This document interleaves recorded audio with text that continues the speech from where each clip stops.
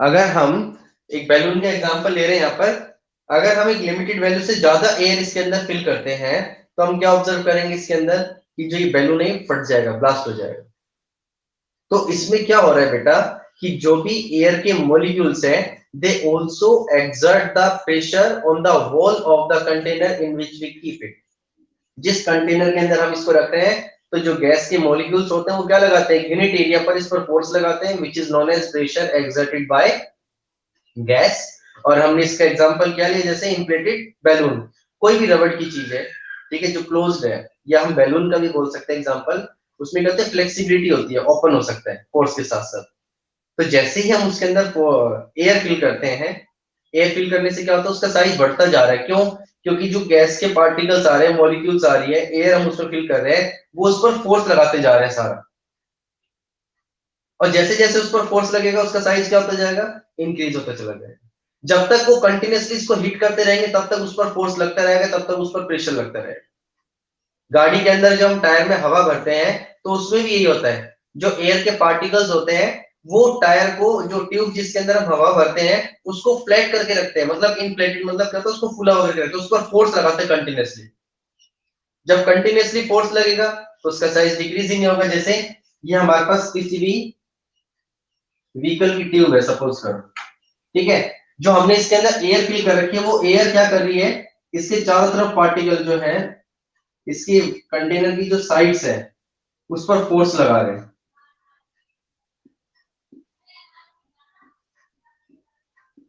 अब फोर्स लगाने से क्या होगा, ये कंटिन्यूअसली फुली भी रहेगी, जब तक इसमें एयर है तब तक वो एयर के पार्टिकल्स कंटिन्यूअसली इस पर फोर्स लगाते हैं। जैसे ही एयर कम होनी शुरू होती है तो आपने देखा होगा टायर दब जाता है।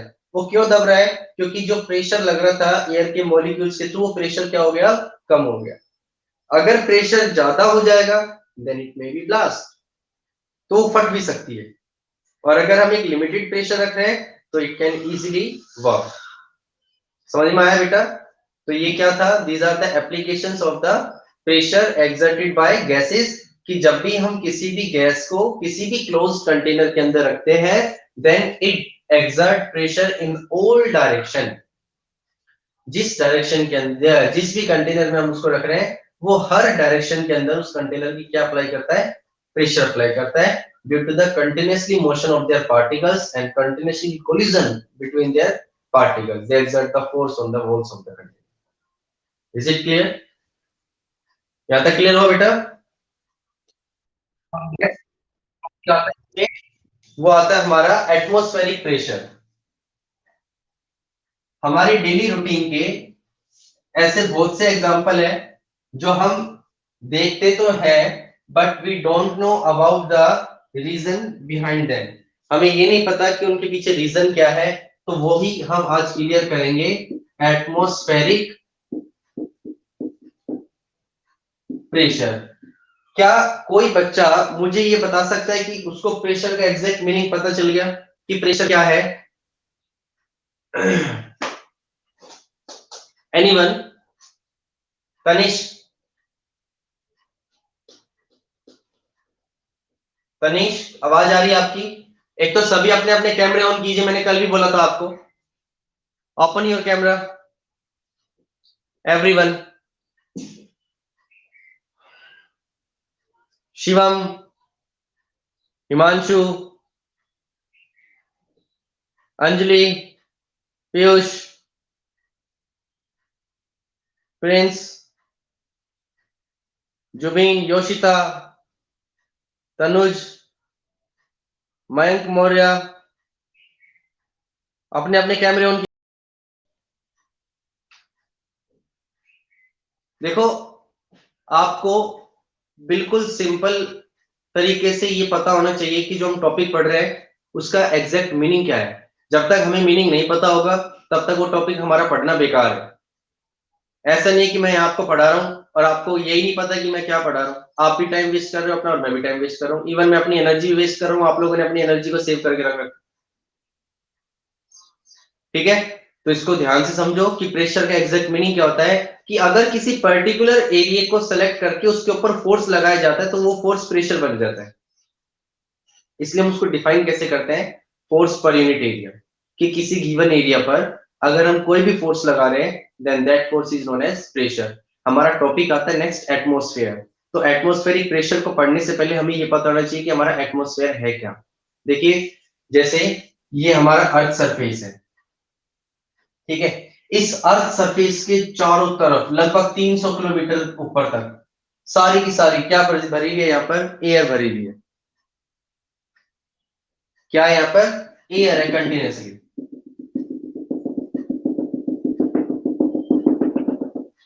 ठीक है जी। अब जब ये एयर हमारे एटमॉस्फेयर के अंदर है तो एटमॉस्फेयर है क्या, the envelope of the air around the surface of अर्थ।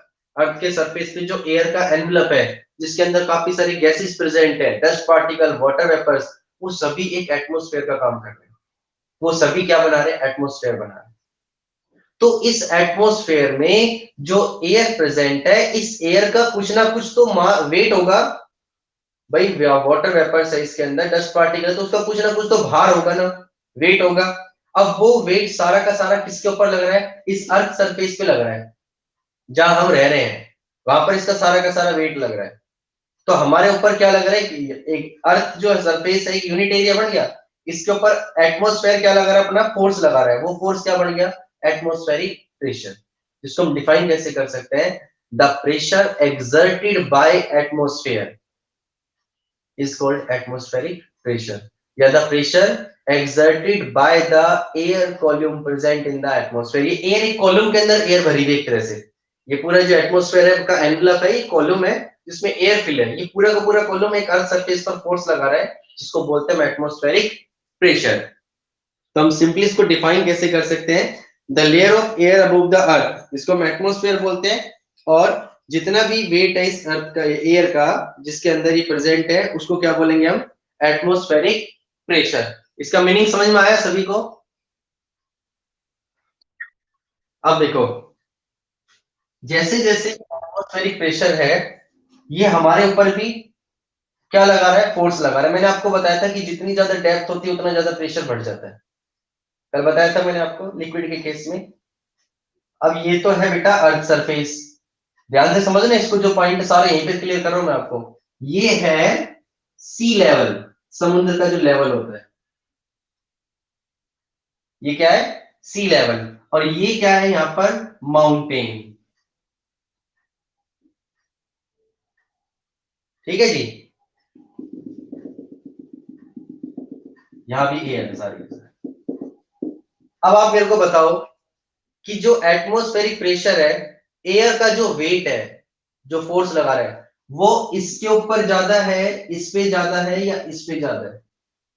मतलब इनको तो बोलेंगे माउंटेन, ये हो गया अर्थ सरफेस, और ये हो गया सी लेवल। सौरभ बता सकते हो किस पर ज्यादा है,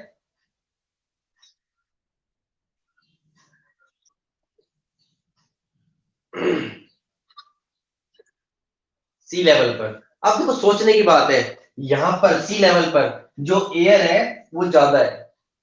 एयर का जो वेट है सबसे ज्यादा कहां पर आ रहा है, सी लेवल के ऊपर आ रहा है। माउंटेन की बात करें तो माउंटेन पे तो सिर्फ इतनी सी एयर का वेट आ रहा है ना। और अर्थ सरफेस से बात करें तो अर्थ सरफेस पर इतनी एयर का वेट आ रहा है।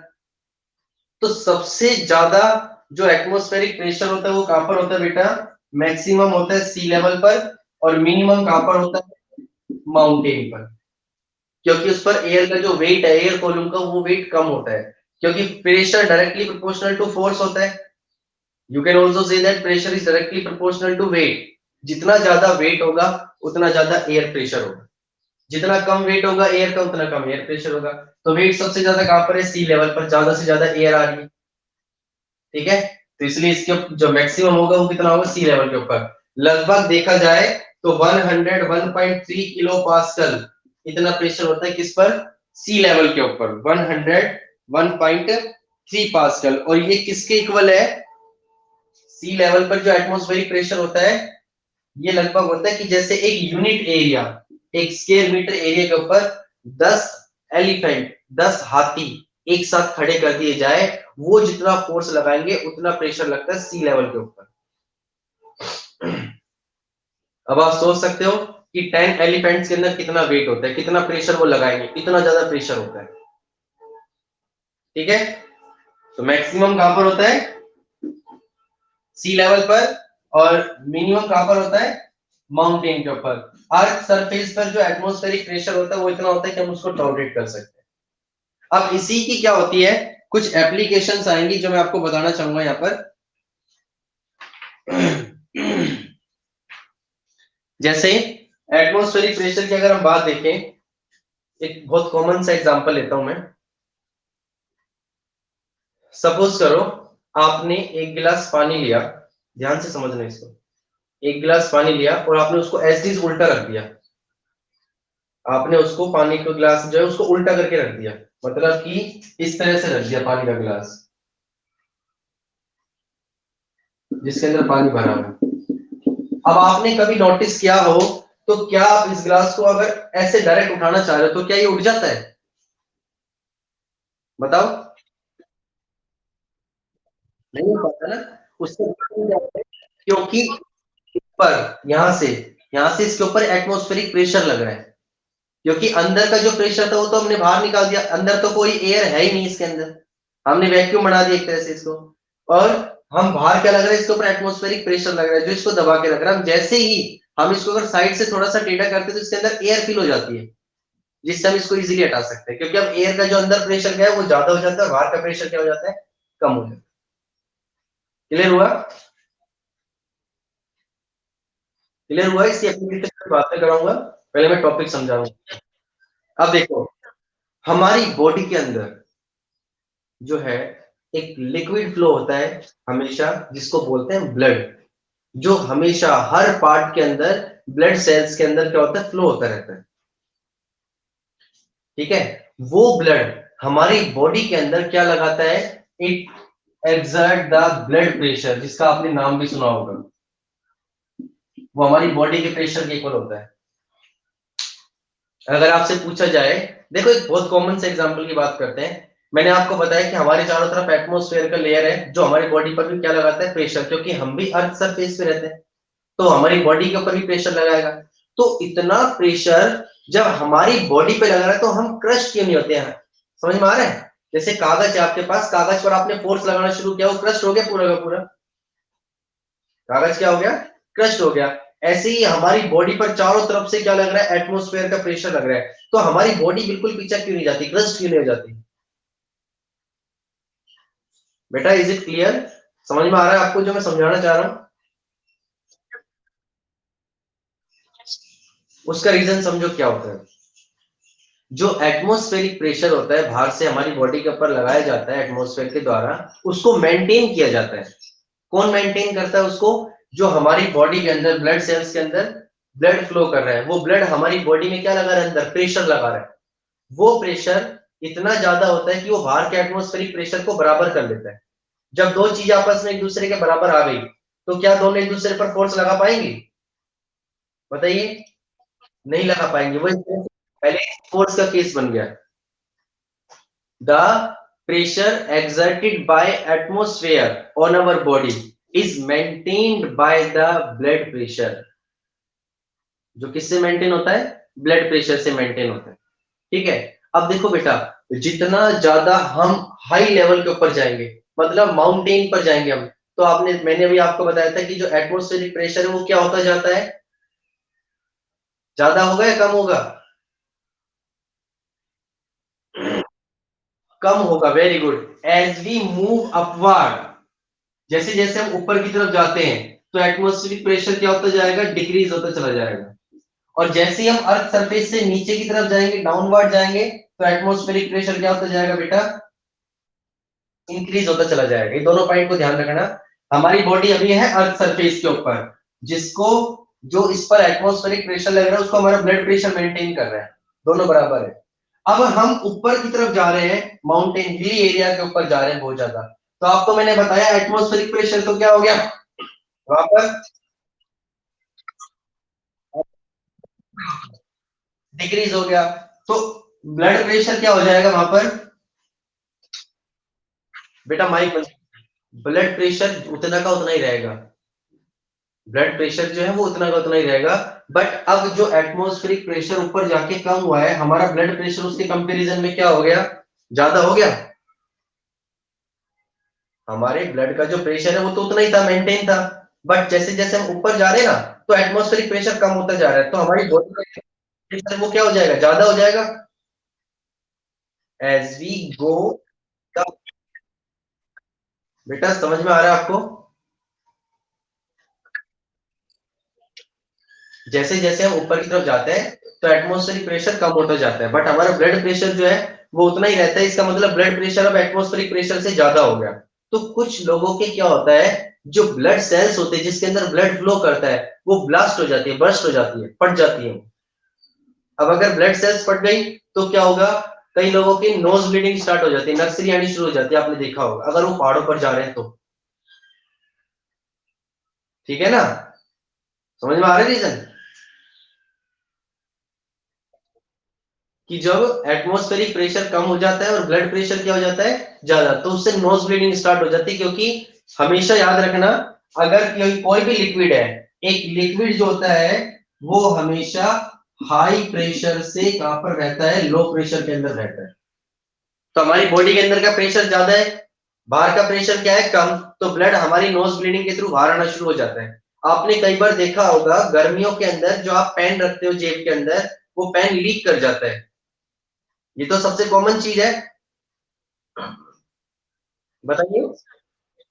होता है ना ऐसा, कि जो पेन है वो लीक कर गया पूरा, वो क्यों होता है, क्योंकि बाहर का जो प्रेशर है वो तो हो गया कम, और अंदर जिस प्रेशर से इंक फिल थी उसके अंदर, वो प्रेशर क्या हो गया, ज्यादा हो गया। अब जब प्रेशर ज्यादा हो जाएगा तो इंक जो है वो हाई प्रेशर से लो प्रेशर की तरफ फ्लो करना शुरू कर जाएगी, जिससे पूरा का पूरा पेन लीक हो जाता है। समझ में आया बेटा। ठीक है, तो दोनों पॉइंट है बेटा।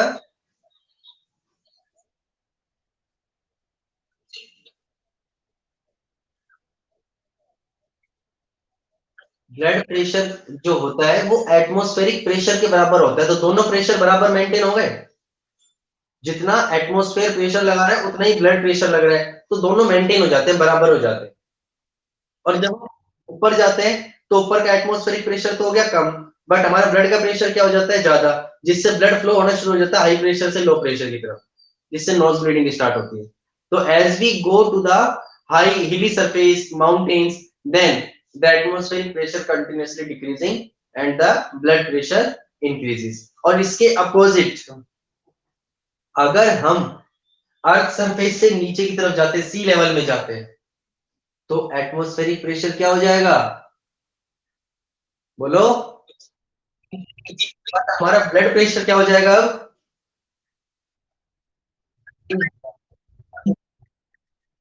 ठीक है ना, उल्टा हो जाता है ये। अगर हम समुद्र में जा रहे हैं तो ब्लड प्रेशर तो डिक्रीज हो जाएगा और एटमॉस्फेरिक प्रेशर ज्यादा हो जाएगा। इसलिए जितने भी हैं वो क्या करके रखते हैं, वो जो मेटेलिक सूट पहन के रखते हैं, जिससे एटमॉस्फेरिक प्रेशर का उनके ऊपर कोई इफेक्ट ना पड़े, क्योंकि जितनी ज्यादा गहराई में जाएंगे उतना ज्यादा प्रेशर लगेगा। तो वो एटमॉस्फेरिक प्रेशर को मेंटेन क्या करते हैं, मेटेलिक सूट पहन के मेंटेन करते हैं, ताकि उस एटमॉस्फेरिक प्रेशर का उनकी बॉडी के ऊपर कोई इफेक्ट ना पड़े। वो मेटेलिक सूट उसको मेंटेन करके रखे। ठीक है बेटा, हाँ बोलो।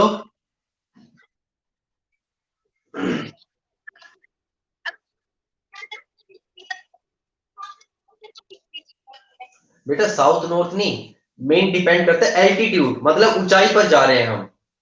जितनी ज्यादा ऊंचाई पे जाएंगे उतना ज्यादा एटमॉस्फेरिक प्रेशर कम होता चला जाएगा। जैसे आपने देखा हो नॉर्थ ईस्ट साइड के अंदर जो उत्तराखंड है, ठीक है, वहां पर क्या है, सारे के सारे पहाड़ के पहाड़ है, माउंट एवरेस्ट है जैसे। तो जितना ज्यादा हम ऊपर जाएंगे तो एटमॉस्फेरिक प्रेशर जो है वो कम होता चला जाएगा। समझ में आया। अब हम बात करते हैं कि एप्लीकेशन क्या क्या है एटमॉस्फेरिक प्रेशर की। तो सबसे कॉमन एप्लीकेशन की अगर हम बात करें इसमें, तो वो क्या होगी, आपने देखा होगा जैसे आजकल है ना दीवार में जैसे हुक जो होते हैं, हुक मतलब जिसपे हैंगर टाइप के जो होते हैं, हम उसको सिर्फ प्रेस कर देते हैं और वो चिपक जाते हैं दीवार के। ऐसा ही होता है ना। रबड़ के स्टिकर होते हैं कुछ, उन रबड़ के स्टिकर को अगर आप प्रेस करते हो तो दीवार पे चिपके रह जाते हैं। हाँ, कि उसके अंदर की एयर तो निकल जाती है, और जब हम उसको प्रेस कर रहे हैं तो उसके ऊपर कौन सा प्रेशर लग गया, एटमॉस्फेरिक प्रेशर लग गया। वो एटमॉस्फेरिक प्रेशर एक तरह से उस पर फोर्स लगा के रखता है कंटिन्यूअसली, जिससे वो अपनी जगह पर अटैच रहती है। समझ में आया बेटा? किसको नहीं समझ में आया बेटा? देखो यहाँ पर जो एटमॉस्फेयर है वो बाहर से प्रेशर लगा के रखता है, ठीक है, जिससे क्या होता है कि वो ऑब्जेक्ट अपनी उसी पोजीशन के अंदर रहता है। एक और इसका एग्जांपल लेते हैं हम, सिरिंज। सिरिंज मतलब आपने देखा हो, जैसे जब इंजेक्शन फिल करते हैं हम, है ना, तो इंजेक्शन को हम क्या करते हैं, पीछे से खींचते चले जाते हैं, और हम पीछे से खींचते जा रहे हैं तो इंजेक्शन क्या हो रहा है, बढ़ता जा रहा है। ऐसा क्यों होता है? क्योंकि जब हम उसको प्रेस कर रहे हैं, पीछे से खींच रहे हैं, तो उसमें क्या होता है, उसके अंदर की जो एयर है वो एयर कम होती जा रही है, बाहर निकलती जा रही है। अब जो लिक्विड जिसमें हमने उसको डाल रखा है, वो लिक्विड क्या लगा रहा है उसके ऊपर, एटमोस्फेयर की तरफ से प्रेशर लगा रहा है। तो एटमोस्फेयर जब उस पर प्रेशर लगाता है तो वो लिक्विड क्या होता है, ऊपर की तरफ हिलना शुरू हो जाता है। जैसे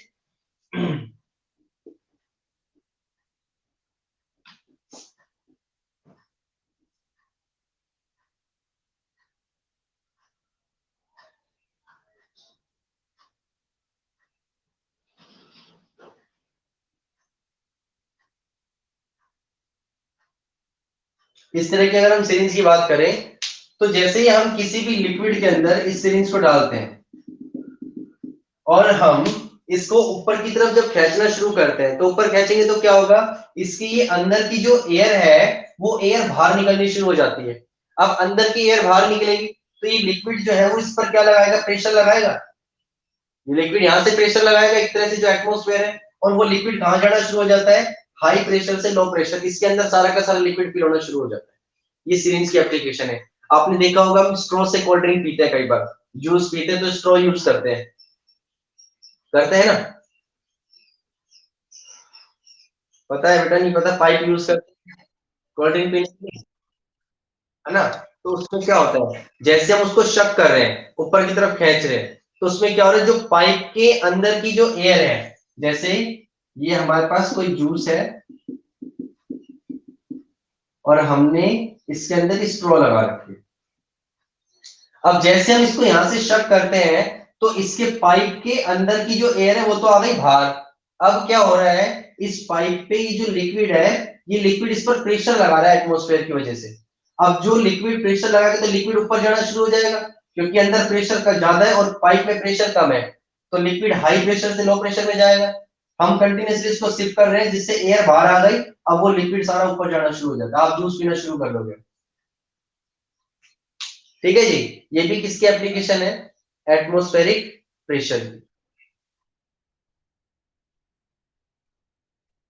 रफ चीजों पे इसलिए नहीं लगता बेटा, क्योंकि रफ चीजों के ऊपर एयर चली जाती है उसमें। एक तो मेरे पास ये बिल्कुल प्लेन सरफेस है जिसमें हमने स्टिकर को स्टेप कर रखा है, बिल्कुल चिपका हुआ है, अंदर कोई एयर नहीं है, ठीक है।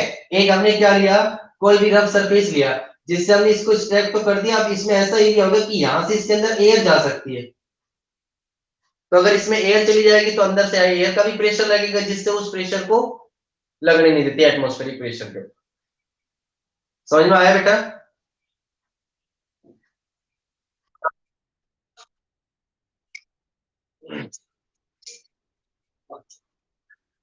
हवा चली जाती है उसके अंदर, इसलिए नहीं लग पाता वो। ठीक है। और अगर हम इसके एप्लीकेशन की बात करें, तो जैसे ड्रॉपर, सिरिंज, रबर शकर, ये सारे के सारे इसी के एग्जाम्पल आते हैं। कोई भी दो चीजें, जैसे आपके पास, आपने देखा हो एक ये हमारे पास हेमिस्फेयर है,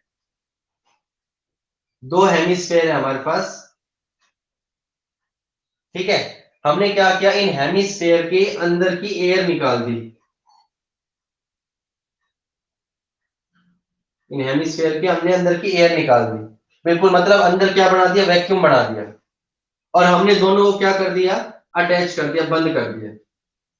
अब अगर आप इन दोनों को अलग अलग करने के लिए जितना भी फोर्स लगाओगे वो कम पड़ जाएगा, ये कभी भी अलग नहीं हो सकती। क्यों नहीं हो सकते कम? क्योंकि इनके ऊपर क्या लग रहा है? एटमॉस्फेयर का प्रेशर लग रहा है चारों तरफ से, जो इनको अलग नहीं होने देता। एक तरह से अंदर वैक्यूम क्रिएट हो गया यहाँ पर। ये किसकी एप्लीकेशन है सारी? एटमॉस्फेरिक प्रेशर की, जो हम अपनी डे टू डे लाइफ के अंदर ऑब्जर्व करते हैं। कुछ बच्चे ऐसे करते हैं, पेन की कैप को ना मुंह में ले लेते हैं और उसको जीभ के ऊपर चिपका लेते हैं और वो गिरती नहीं है।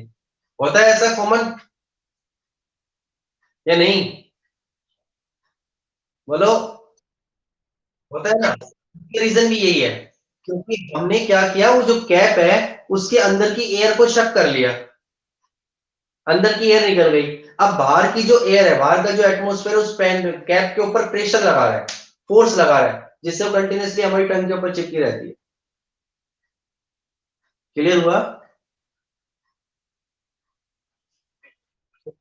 हाँ बोलो।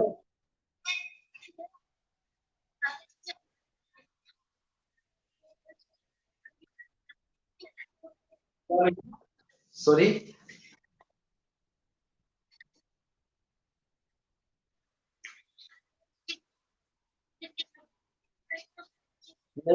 नहीं, उसके लिए तो एटमॉस्फेरिक रिफ्लेक्शन के लिए तो सबसे बड़ी चीज क्या होनी चाहिए बेटा? प्रेशर मेंटेन होना चाहिए, अंदर की एयर नहीं होनी चाहिए। क्योंकि जहां पे एयर आ गई तो वहीं पर ही एटमॉस्फेरिक प्रेशर क्या हो जाता है, फिर कम होना शुरू हो जाता है। हम वैक्यूम जनरेट करते हैं ताकि बाहर का प्रेशर उसके ऊपर लगा रहे। ठीक है ना? हम हमेशा वैक्यूम जनरेट करते हैं। क्लियर हुआ? So these are the various applications of the atmospheric refraction. अब जो हमने टॉपिक पढ़ा, इसको आप अच्छे से रिवाइज करिए, और जिसके रिमेनिंग नोट्स थे वो मैं आपको सेंड करूंगा। ठीक है? आज अपनी नोटबुक को कंप्लीट कर लीजिए आप, फिर नेक्स्ट क्लास में आपकी नोटबुक चेक होगी। और जितना टॉपिक पढ़ा है आपको इसको कंप्लीट रिवाइज करना है, यही आपका होमवर्क है। और हमारा जो चैप्टर 11 है ये फिनिश होता है। ठीक है बेटा? तो इसको लर्न करना है। और एक आपकी बुक में, जो आपने बुक परचेज की है साइंस की, उसमें इस चैप्टर के एनसीईआरटी के क्वेश्चंस हैं। कौन से क्वेश्चंस हैं? एनसी ये नोट्स कंप्लीट करने के बाद, जो मैं आपको आज के नोट्स भेजूंगा, ये नोट्स को कंप्लीट करने के बाद हर बच्चे को नोटबुक के अंदर ऊपर हेडिंग डाल के एनसीईआरटी क्वेश्चंस, उन क्वेश्चंस को राइट डाउन करना है सबको। समझ में आया?